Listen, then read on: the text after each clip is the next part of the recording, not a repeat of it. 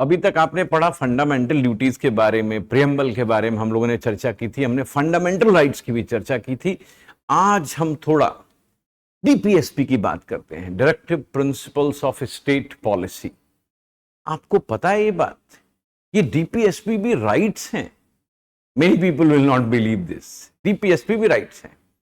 हुआ क्या था मैं बताऊं, तेज बहादुर सप्रू कमेटी ने इंडियन कॉन्स्टिट्यूशन में ये बताया भी ऐसा है कि दो प्रकार के राइट्स होने चाहिए, एक जस्टिसेबल, एक नॉन जस्टिसेबल। क्यों बनाया जस्टिसेबल, क्यों बनाया नॉन जस्टिसेबल, इसका भी कारण है।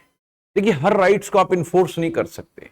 प्रियम्बल में भी पढ़ा था आपने, आप फ्रेटर्निटी को इन्फोर्स नहीं कर सकते, इसलिए आपने प्रमोट करने की बात की थी। ठीक वैसे ही आप हर राइट्स को इन्फोर्स नहीं कर सकते, because they are not enforceable right now, they are dependent on economic resources. वो आर्थिक चीजों पर निर्भर करता है, इसलिए आप इन्फोर्स नहीं कर सकते। इसलिए आपने डीपीएसपी को non enforceable, non justiciable rights बना दिया। और इसीलिए आपने जब आर्टिकल 37 लिखा, यानी जो डीपीएसपी का दूसरा आर्टिकल है, 36 में लिखा आपने डेफिनेशन, वही जो आर्टिकल 12 में है, 37 में आपने लिखा कि देखिए भी ऐसा है डीपीएसपी में कि ये नॉन इन्फोर्सेबल राइट्स होंगे, it can not be enforced in court of law but it will be fundamental in the governance of the country. यानी ये फंडामेंटल होगा शासन में, लेकिन इसको इन्फोर्स नहीं कराया जा सकता है। इसका कारण यही था कि चूंकि ये इकोनॉमिक रिसोर्सेस पर डिपेंड करता है, इसलिए हम इसको इन्फोर्सेबल नहीं बना रहे। और इसी तरह से डीपीएसपी में हमने इकोनॉमिक और सोशल चीजों को ज्यादा लिखा। पॉलिटिकल चीजें हम इन्फोर्स करा दिए फंडामेंटल राइट्स में, लेकिन ये इकोनॉमिक जो चीजें थी इसको हम इन्फोर्स नहीं करा पाए, नहीं करा सकते विदाउट, आप जानते ही हैं, इकोनॉमिक रिसोर्सेस के। आप देखोगे जैसे ही आप डीपीएसपी को पढ़ोगे, आपने पढ़ा ये 36 में आपने डेफिनेशन लिखा, 37 में आपने लिखा ये फंडामेंटल इन गवर्नेंस तो है। देखिए भाषा कैसी लिखी है हमने, fundamental in governance but not enforceable, but not enforceable. बात को ध्यान से पकड़ने का है, इन्फोर्सेबल नहीं है इन ए कोर्ट ऑफ लॉ। ये कोर्ट ऑफ पीपल में इन्फोर्सेबल होगा बट कोर्ट ऑफ लॉ में नहीं है, यानी लॉ में आप इसको इन्फोर्स नहीं करा सकते। देखिए आगे जो भी आपने लिखा, 38 में आपने सोशल ऑर्डर बनाने की बात की, 39 में आपने प्रिंसिपल्स की बात की कि किन प्रिंसिपल्स पर आप इस समाज को सोशलिस्टिक समाज बनाओगे। Equal pay for equal work लिखा आपने, चिल्ड्रन वुमेन की बात लिखी आपने, बहुत सारी अच्छी अच्छी बातें लिखी। Equal pay for equal work 39D में लिखा। फिर आपको लगा कि साहब जो लीगल एड है और जो फेयर ट्रायल है और जस्टिस की बात है वो कहीं ना कहीं रह गई थी, तो आपने 39A डाल दिया।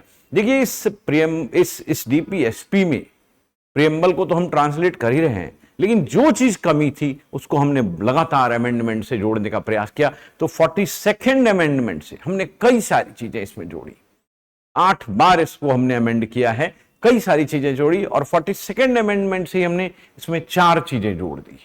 उसमें 39 एक बहुत इंपॉर्टेंट है, ये सोशल एस्पेक्ट है, ये इकोनॉमिक चीजों पर डिपेंड करता है। अब आप देखो आपने 40 में लिखा ऑर्गेनाइजेशन ऑफ विलेज पंचायत, यानी 3rd टायर गवर्नमेंटल सिस्टम बनाने की बात करें। 41 में आप राइट टू वर्क की बात कर रहे हो, सबको काम दिलाएंगे, लेकिन काम दिलाना इकोनॉमिक रिसोर्सेस पे डिपेंडेंट है, इसलिए आप इसको तुरंत इन्फोर्स नहीं करा पाएंगे। और एक सुप्रीम कोर्ट के जजमेंट में एक सुप्रीम कोर्ट के जज ने भी कहा कि देखिए आप काम तो राइट टू वर्क तो आप कॉन्स्टिट्यूशन में लिख दिए, बट कॉन्स्टिट्यूशन के आर्टिकल में राइट टू वर्क लिखने से किसी को वर्क नहीं मिल जाता है।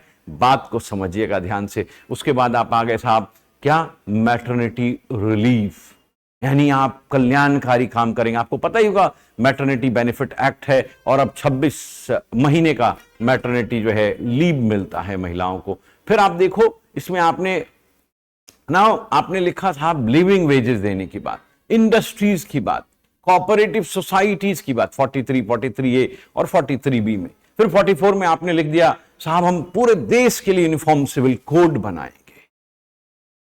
पूरे देश के लिए। 45 में आपने चिल्ड्रन के लिए एजुकेशन की बात कर दी, यानी 4, 5, 6 यानी चिल्ड्रन अप टू 6 ईयर्स को पेरेंट्स को एजुकेट करना पड़ेगा। 45 देखिए कैसे याद करते हैं, मैं आपको संक्षेप में सब कुछ बता रहा हूं। 45 में अप टू 6 ईयर्स है, 4, 5, 6 आपको बहुत आसानी से याद हो जाएगा। 47 आपने पढ़ा ही होगा, साहब बहुत सारी बातें आपने इस देश के लिए सुनी है, पढ़ी है। ऑर्गेनाइजेशन, नाउ क्या करेंगे, एनिमल हस्बेंड्री, बड़ा अच्छा। नाउ काउ स्लाउटर की बात आपने की, 48 में भी उसी प्रकार से आपने बात की, 49 में भी आपने मॉन्यूमेंट की बात की, फिर 50 में भी हमने बात की इस तरह की कैसे हम प्रोटेक्शन देंगे, और 51 में इंटरनेशनल नाउ पॉलिसी बनाने की बात और उन तरह की बात। तो इस तरह से जो है डीपीएसपी 36 to 51, आप ध्यान से देखना, ज्यादातर तो मैंने बोल ही दिया है, आपको बहुत आसानी से याद होगा। बट एक बात जरूर याद रखना जो मैंने आपको बोला कि भाई ये भी राइट्स हैं। और एक लास्ट में आपको बहुत अच्छी बात बताता हूं कि देखिए फंडामेंटल राइट्स भी राइट्स हैं, डीपीएसपी भी राइट्स है, तो इसमें कॉन्ट्रडिक्शन नहीं होना चाहिए, इसमें कहीं ना कहीं हार्मोनी होनी चाहिए। तो उस हार्मोनी को बनाने के लिए सुप्रीम कोर्ट ने डॉक्ट्रिन ऑफ हार्मोनियस कंस्ट्रक्शन का इसमें एप्लीकेशन कर दिया और कहा साहब कि दोनों को एक दूसरे के साथ इंटरप्रेट करना चाहिए, कोई एक दूसरे से बड़ा नहीं है। 25वां संविधान संशोधन 25th अमेंडमेंट आप जानते होंगे, जिसमें कहा कि कोई लॉ यदि 39 बीसी के लिए बनाते हैं तो it will not be challenge on the ground of violation of 14, 19 and 31।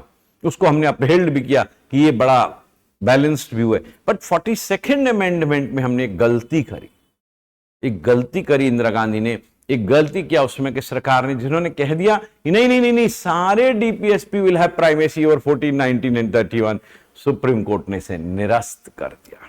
तो अब का लॉ यही है कि दोनों में एक बैलेंस है, यानी फंडामेंटल राइट्स और डीपीएसपी में बैलेंस्ड है। अब इसको विस्तार से जानने के लिए आप आगे हमसे संपर्क बनाए रहिएगा, एम्बिशन लॉ इंस्टीट्यूट के यूट्यूब चैनल को ज्वाइन करिएगा। हम दिल्ली में, पटना में, कोलकाता में, देहरादून में भी क्लासेस चला रहे हैं। जहां भी आपको मौका मिलेगा आप आइएगा। Judiciary, APO, CLAT, IAS, CUET सब की तैयारी कराते हैं और लॉ पढ़ाने का बहुत अच्छा हम एक सपना रखते हैं जिसको साकार करेंगे आपके साथ। फिर मिलते हैं।